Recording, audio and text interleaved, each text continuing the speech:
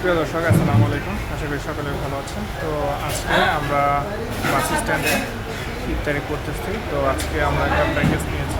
তো প্যাকেজের মধ্যে জিলাপি দেওয়া আছে, ছোলা, কলা, তারপর হচ্ছে মালটা, তারপরে হচ্ছে 3টা ভাজা, খেজুর।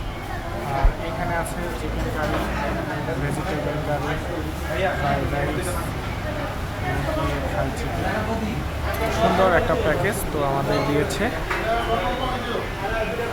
তো এখন আমরা এগুলো স্বাদ উপভোগ করবো।